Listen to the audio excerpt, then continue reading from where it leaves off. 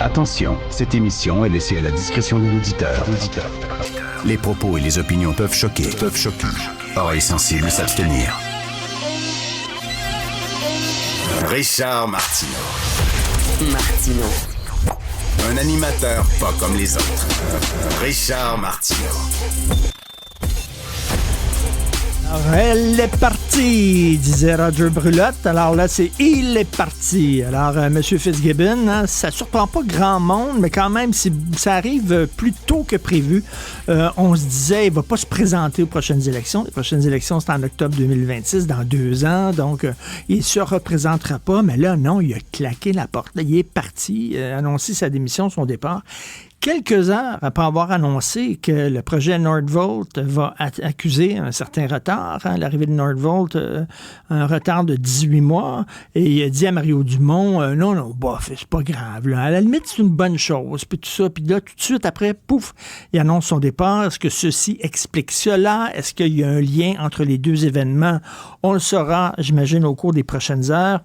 Tout le monde, bien sûr, va y aller de leur bilan. Hein. Tous les grands journalistes économiques vont faire un bilan des années Fitzgibbon. Est-ce que c'était un bon ministre? Est-ce que le Québec est maintenant meilleur, en meilleure posture qu'il l'était il y a quelques années? Est-ce qu'il a réussi à remettre le Québec sur les rails? Est-ce qu'il mérite une étoile dans son bulletin? Je vais laisser les experts en économie parler. Tantôt, justement, on va en discuter avec Yves Daou.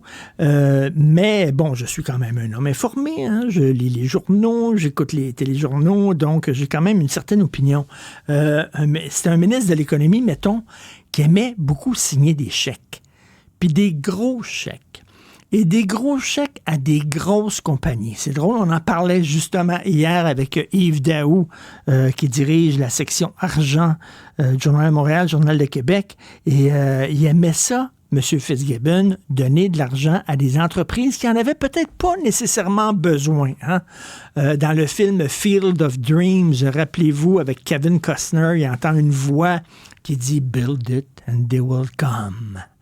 Construis ton stade et les plus grands joueurs de l'histoire du baseball vont soudainement apparaître au beau milieu d'un champ de maïs.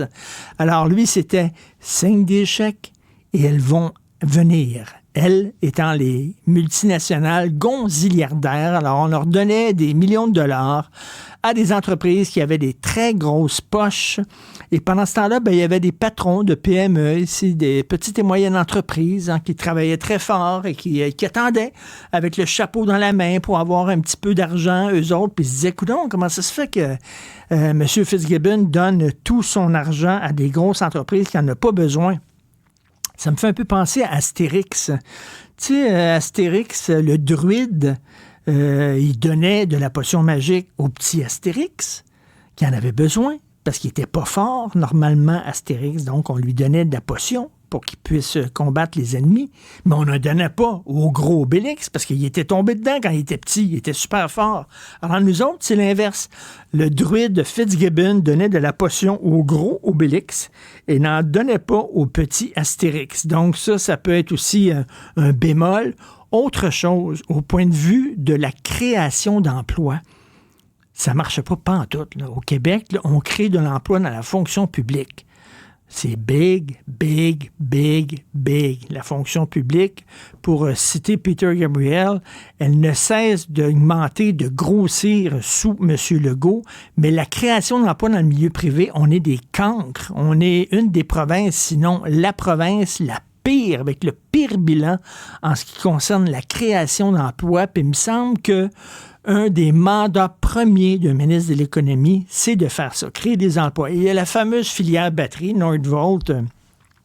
La compagnie Nordvolt, qui est une multinationale suédoise, dans son pays, tire le diable par la queue. Ils n'arrivent même pas à honorer leur contrat, parce qu'ils sont totalement débordés. Ils doivent repousser certains délais. La Chine, qui arrive et qui va jouer dans le même carré de sable que nous, avec des moyens autrement plus gros que nos moyens à nous. Le marché des autos électriques qui plafonne. Bref, les vents sont contraires.